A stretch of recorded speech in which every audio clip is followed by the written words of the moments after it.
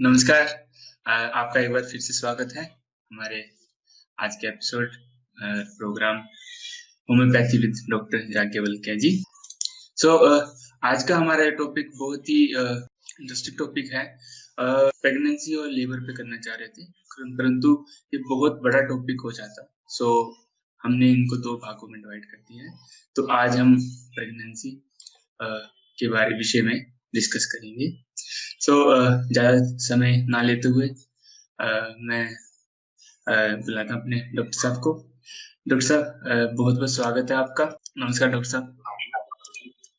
जब भी हम प्रेगनेंसी की बात करते हैं, प्रेगनेंसी के दौरान सामान्यतः बहुत सारी समस्याएँ आती हैं महिलाओं के सामने, और आप इसमें कुछ थोड़ा-सी रोशनी डालिए कि वो समस्याएँ कैसी होती हैं और कितनी गंभीर होती हैं?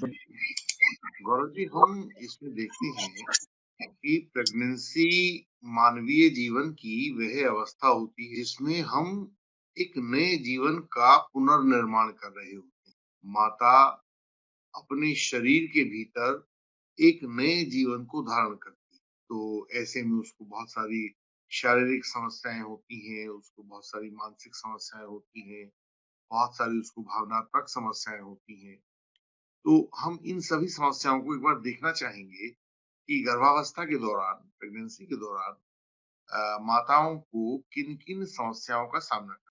इनमें से एक सबसे कॉमन समस्या और सबसे पहली समस्या जो होती है, वो ब्लड प्रेशर की होती है। आपके शरीर में और खासतौर से लोअर पोर्शन में पानी इकट्ठा हो जाता है और आपके हृदय को खून शरीर के सभी भागों में भेजने में अधिक मेहनत करनी पड़ती है। एक बड़े कॉम्प्लिकेटेड मैकेनिज्म के द्वारा आप ही का हृदय आपके शिशु तक भी ब्लड को भेजता है। तो इसलिए आपके ब्लड प्रेशर में अनियमितताएं देखने को मिलती है। तो ब्लड प्रेशर की समस्या उसकी पहली समस्या। ब्लड प्रेशर की समस्या से ही दो समस्याएं जुड़ी रहती हैं जिनको हम प्री एक्लम्पशिया और एक्लम्पशिया की समस्याएं कहते हैं, वो जी। जुड़ी रहती हैं। प्री एक्लम्पशिया की समस्या क्या होती है कि जिस समय माता का ब्लड प्रेशर बढ़ने से बच्चे के या फीटस के या शिशु के पास पर्याप्त पोषण नहीं पहुंचता है, तो और उसको ब्लड की सप्लाई भी पर्याप्त रूप से नहीं हो पाती है, तो इस अवस्था को हम प्री एक्लम्पशिया कहते हैं। ऑक्सीजन भी नहीं पहुंच पाती है, जो सामान्य दूसरे न्यूट्रिएंट्स होते हैं वो भी नहीं पहुंच पाते हैं, क्योंकि माता का जो ब्लड प्रेशर है वो अनियमित हो गया। जी।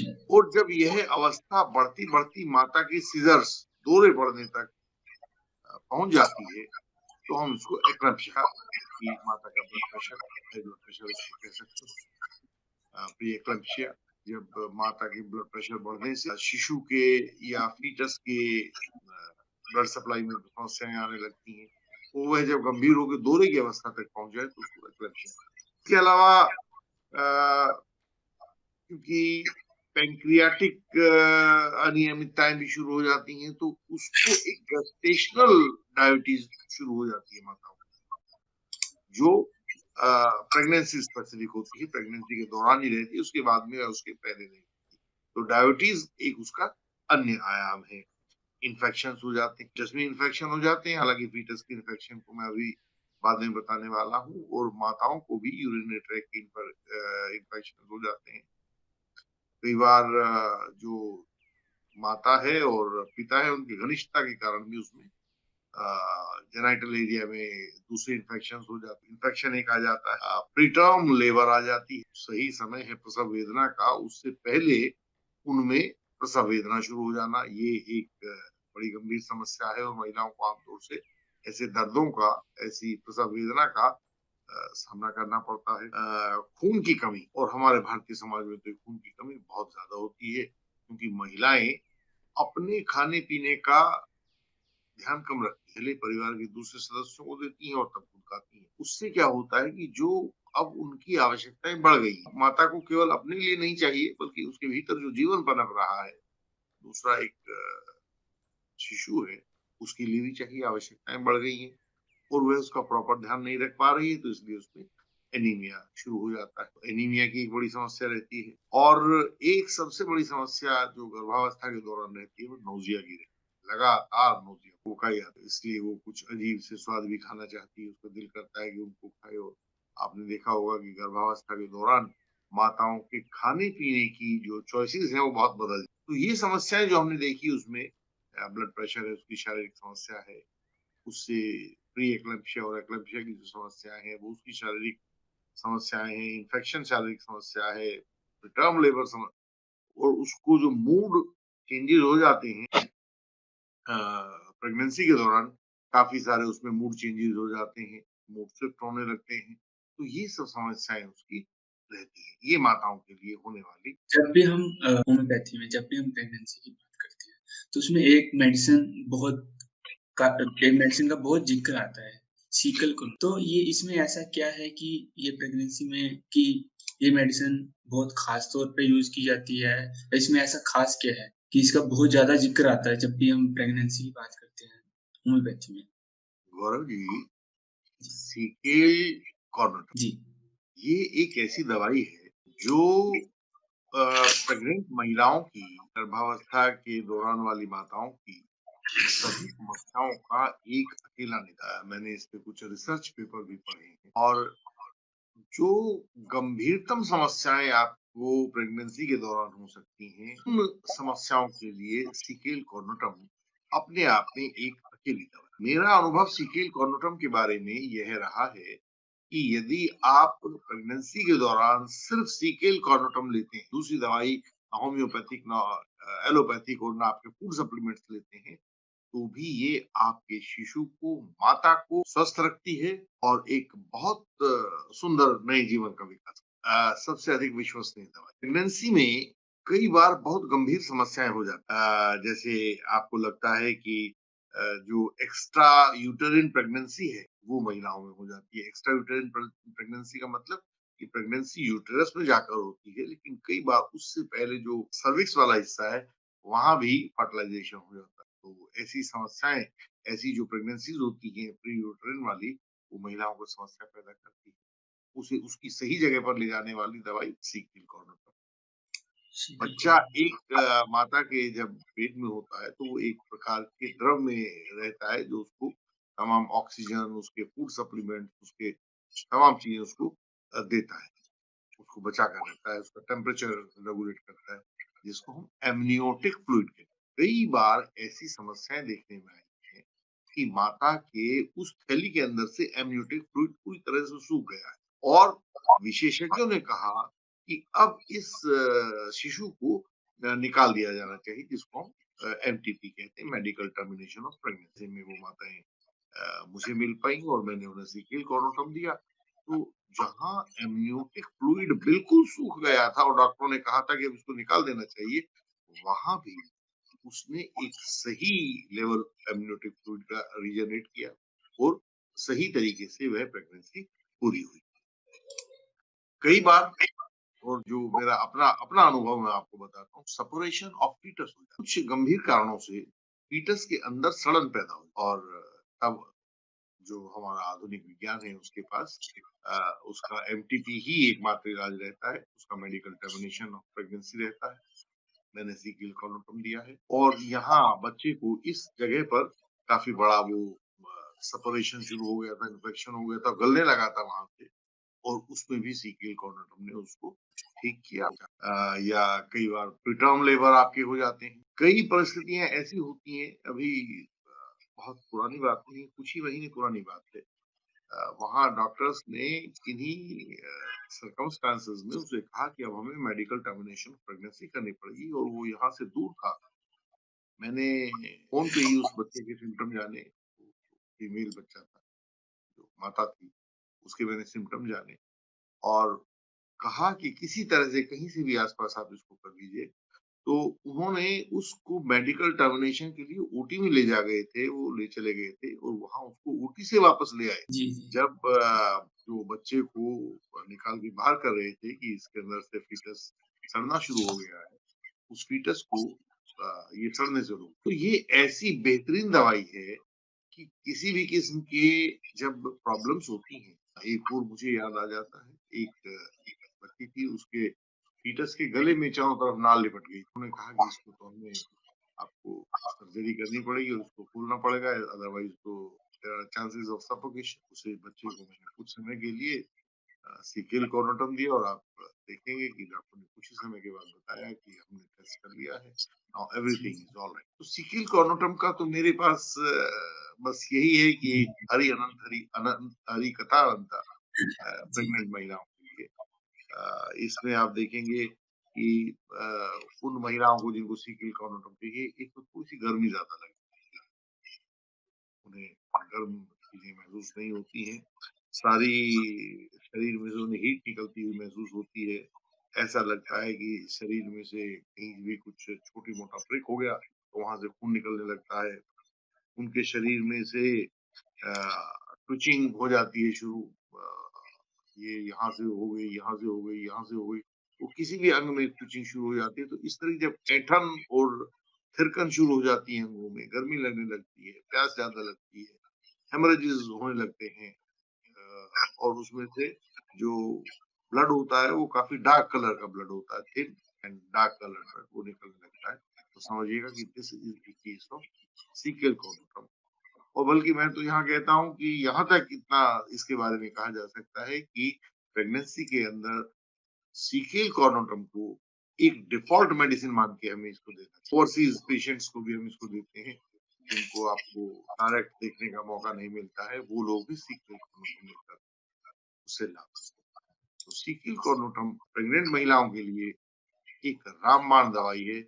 और जहाँ तक मैं कहता हूँ कि यदि किसी महिला को उतना वजन सीकेल और उतना वजन सोने का भी दिया जाए तो उसे सीकेल चूज करना चाहिए, क्योंकि वो उसके होने वाले शिशु के पूरे जीवन को सुधारती है, उसके जीवन को सुधारती है और उसकी प्रेगनेंसी को एक स्वस्थ प्रेगनेंसी के रूप में परिवर्तित हाँ, गुल है दवाई, मेडिसिन आपने बता दी कि बहुत अच्छी दवाई है, रामबाण है।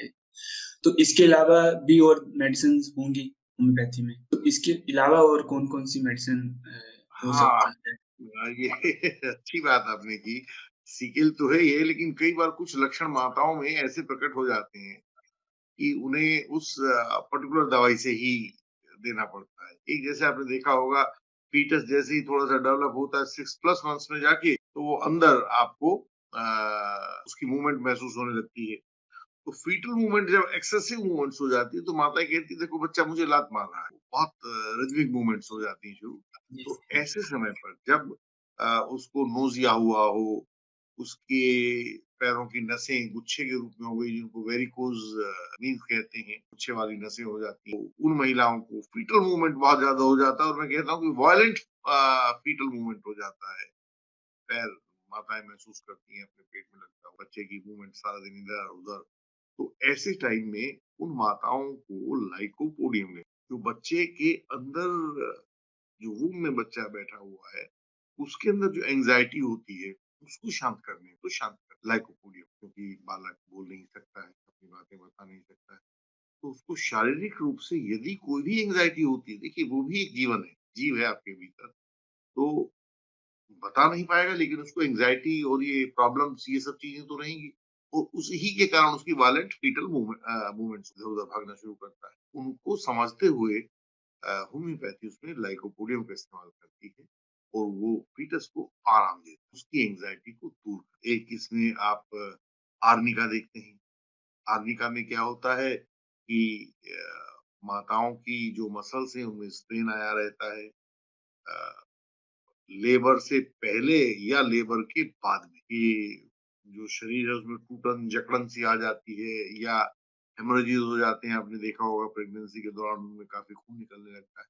तो अच्छा, जो ब्लड कॉम्पोजिशन है वो भी गड़बड़ जाता है। तो ब्लड कॉम्पोजिशन को सुचारू रखने के लिए आर्निका एक रामबाण दवाई। अगर हफ्ते में 3 दिन आर्निका 200 बिना मतलब भी लेके एक प्रेग्नेंट महिला को दे दिया जाए, तो उसके जो ब्लड प्रेशर संबंधी विकार बहुत कमी आ जाता है। प्रेशर के कुछ कारण ऐसे होते हैं जो उसके कंपोजिशन के कारण होते हैं, और ब्लड प्रेशर के कुछ कारण ऐसे होते हैं जो उसके नर्वस मूवमेंट के, नर्वस डिस्टर्बेंस के कारण होते हैं। नर्वस डिस्टर्बेंस में जी। अभी हम पुलसा टला की बात करेंगे, लेकिन जितने आपके ब्लड प्रेशर के प्रकार हैं, उसके कंपोजिशन के कारण है, उस कंपोजिशन को यूनिफॉर्म रखने के लिए आपको आर्निका आर्निका अच्छा, एक दूसरा क्या होता है कि माताओं को प्रेगनेंसी के दौरान हेमोरेड्स, पाइल्स, क्या कहेंगे, बवासीर, ये समस्याएं होने लगती, उस समय भी उसमें इसका आर्निका का प्रयोग किया जाता है। और एक दवाई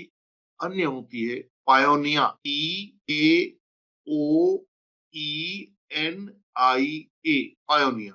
अगर आप उसको कहीं लिख के PAO, यस दिस इज पायोनिया, ये दवाई होती है, इसको मदर टिंचर में लिया जाना चाहिए। तो ये जितने उसकी हेमोरेड्स वाली प्रॉब्लम्स होंगी, ये उस माता को परेशान नहीं करेंगे। अदरवाइज तो प्रेगनेंसी में कुछ हमें बवासीर और इस तरह की दूसरी समस्याएं देखने को मिल जाती हैं।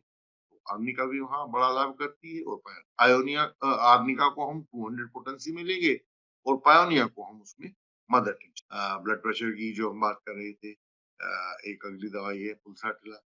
पुलसाटिला क्या करती है कि जितने भी आपके mood changes, even up to the level of bipolar disorders, कि मिनट में गर्म हो गए, मिनट में ठंडे हो गए, गुस्सा आ गया, फिर शांत हो गए, जितने मूड चेंजेस होते हैं वो सब पुलसाटिला उसको गर्भावस्था के दौरान जितने हार्मोनल चेंजेस होते हैं, और खासतौर से जो आपके भावनात्मक और मूड से संबंधित जितने आपके चेंजेस होते हैं, जो आपको गुस्सा बढ़ाते हैं, जो आपको छोटी छोटी बातों पर रोना आपको आने लगता है, उन मूड्स को स्थिर करता है। पहचान ये है कि इस व्यक्ति को जो पुलसाटिला वाला होता है, पुलसाटिला चाहिए, उसको बड़ा लव, केयर एंड अफेक्शन चाहिए। उसको हमेशा लगेगा पति साथ में रहे, साथ साथ में रहे, वो पुचकारते रहे और दूसरे काम ना करें और हमेशा उसको पैम्पर करते रहे। तो जिन माताओं को ये लक्षण हो गए और अगर ऐसा ना किया जाए तो गुस्सा आए,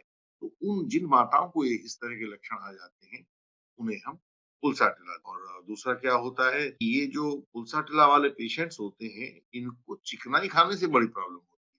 उनको चिकनाई अच्छी नहीं लगती और पानी की प्यास बहुत, पुलसाटिला के पेशेंट को पानी की प्यास बहुत कम हो जाती है। तो आप देखेंगे बहुत सारी महिलाएं ऐसी होती हैं जो पानी नहीं पीती हैं गर्भावस्था के दौरान, और उनको मेंटल बैलेंस उनका उतना बढ़िया नहीं रहता है, उनको हमें पुलसाटिला, इसके कारण उन्हें कई बार ब्लड प्रेशर की समस्याएं भी आ जाती हैं। तो ब्लड प्रेशर की समस्याएं जो भावनात्मक रूप से बिगड़ा हुआ हो, उसके लिए आप पुलसाटिला। ऐसी ही बढ़िया औषधि कैलकेरिया फोस्फोरिका।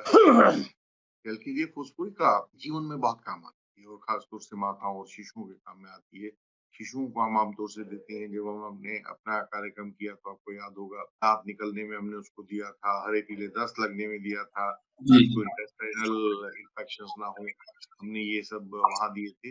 लेकिन जिन माताओं को इसी तरह का पुअर इंडाइजेशन रहता है, हाथ उनके ठंडे रहते हैं और शरीर में उनको जो खाया पिया है वो लगता नहीं है, और या उन्हें ऐसा दिल करता है जैसे कि वो तंदूर का सामान बहुत खाएं या जंक फूड बहुत खाएं, या जो मार्केट से स्ट्रीट फूड होता है, स्ट्रीट फूड बहुत खाने का दिल करता है, जी जी उन माताओं कैलकेरिया फोस्फोरिका एक रामबाण दवा। कैलकेरिया फोस्फोरिका माताओं की हड्डियों से भी संबंधित होती है। उनकी हड्डियां देखो, माता के शरीर में से ही शिशु की हड्डियां बन रही हैं, तो माताओं के शरीर में अगर कैल्शियम प्रॉपर नहीं होगा तो शिशु को भी कैल्शियम प्रॉपर नहीं मिल पाएगा। उनके इस कैल्शियम की कमी को पूरा करने के लिए हमारे पास होम्योपैथी में कैलकेरिया फोस्फोरिका एक रामबाण दवाई है। 200 पोटेंसी में हमें कैलकेरिया फोस्फोरिका लेना चाहिए और बच्चे को कभी कोई किसी किस्म की समस्या जीवन में नहीं आएगी। आपने देखा होगा पश्चिमी देशों के जो नवयुवक होते हैं बड़े लंबे चौड़े होते हैं, और हम लोगों के यहाँ जहाँ खास तौर से न्यूट्रिशन की समस्या होती है, बड़े पतले पतले और छोटे छोटे लोग होते हैं, 5 फुट के 4 फुट के सड़े। तो उसका कारण क्या है कि उन्हें माता के पेट में गर्भावस्था के दौरान अपने जन्म से पहली स्थिति में उन्हें पर्याप्त पोषण नहीं मिला होता। उनका जो स्केलेटल स्ट्रक्चर है वो प्रॉपर्ली डेवलप नहीं होता।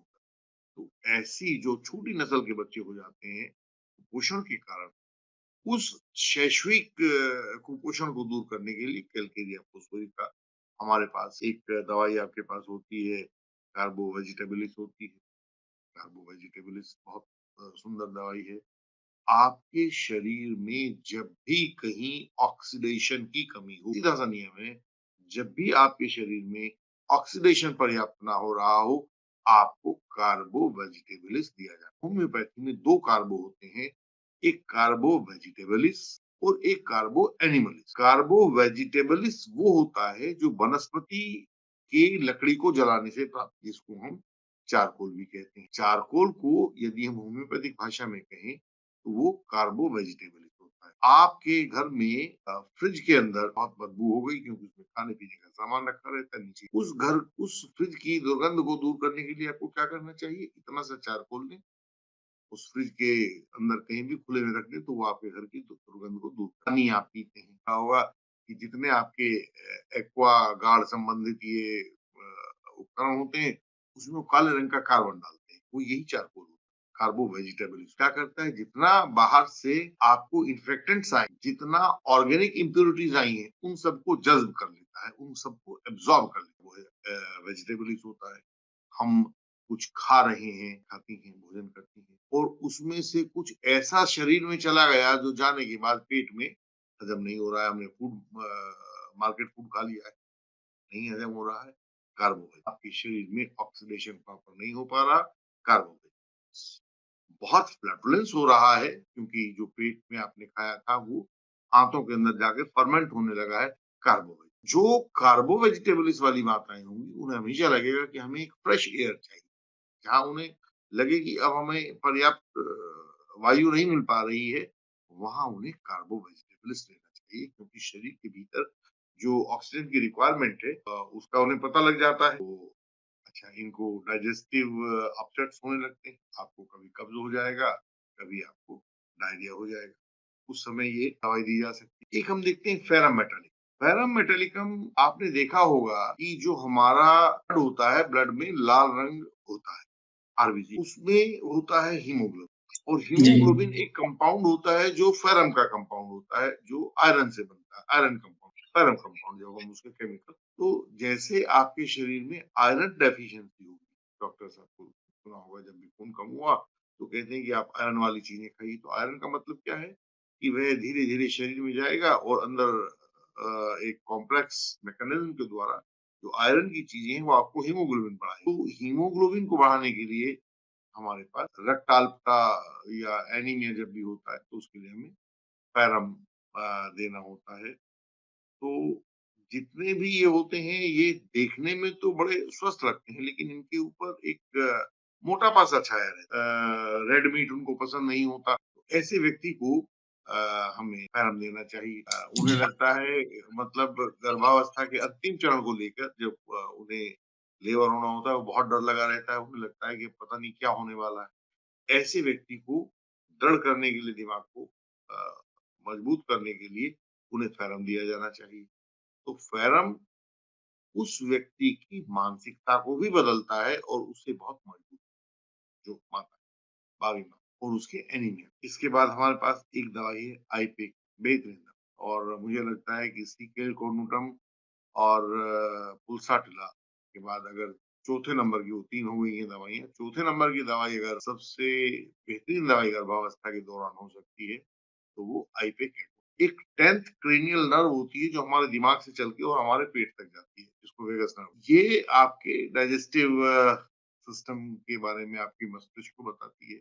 आपने खाना खाया तो वहाँ खाना गया है, उसको डाइजेस्ट करना है तो उसके लिए एंजाइम्स रिलीज किए जाएं, उसके ये सब बातें जो है वो हमारा दिमाग करता है। तो खाने की बाबत दिमाग तक भेजने का जो काम होता है वो वेगस नर्व, उस वेगस नर्व पे आईपेक का काम। तो जब आपको परसिस्टेंट नोजिया हो, जो कि हमको से गर्भावस्था में रहता है, परसिस्टेंट नोजिया हो, आपको दस्त लगे हुए हो, आपको उल्टियां लगी हुई हो, आपको एस्थमेटिक प्रॉब्लम हो गई हो क्योंकि आप उसमें गंभीर दवाइयां नहीं ले सकते, ऐसी स्थिति में आपको आईपेक एक्वाना दिया जाए। आईपेक एक्वाना या प्रॉब्लम्स के लिए, जो माताओं के लिए मुझे लगता है कि सबसे बड़ी समस्याओं में से एक समस्या है, मूड स्विंग और हाई ब्लड प्रेशर के बाद नोजिया उनकी हमेशा एक परसिस्टेंट नोजिया उनको रहता है, तो उन्हें आईपेक एक्वाना दवाई दी जानी चाहिए। और आईपेक एक्वाना दवाई बहुत तेज असर करती है। तो इसलिए मुझे ऐसा लगता है कि इसे अगर आप चाहें तो बजाय 200 के सिर्फ 30 पोटेंसी में अगर महिलाओं को देंगे तो उतना पर्याप्त रहता है। क्योंकि वरना तो ये कई बार क्या करती है कि आपको इतनी भूख लगा देती है, हर समय मस्तिष्क में सेंसेशन जाता है। तो हम लोग इस दवाई की जो अधिक दवाई दी जा सकती है और जो कम दवाई दी जा सकती है, उनके प्रभाव भी हमें देखने में आमतौर से आते रहते हैं। तो आइपिक एग्वाना के ज़्यादा प्रभाव होने से आपको बेइंतहा भूख लगने लगती है। तो आप उससे बचने के लिए इसको पोटेंसी में आप इस्तेमाल कर सकते हैं और इससे जितनी माताएं हैं, उनकी प्रेगनेंसी के दौरान होने वाली नोजिया की प्रॉब्लम, उल्टी की, दस्तों की, में अगला कार्यक्रम हम होम्योपैथी फॉर लेबर पे रखेंगे, जिसमें हम ये डिस्कस करेंगे कि मिलते हैं अगले एपिसोड में एक नए सब्जेक्ट से। तब तक गुड बाय, धन्यवाद।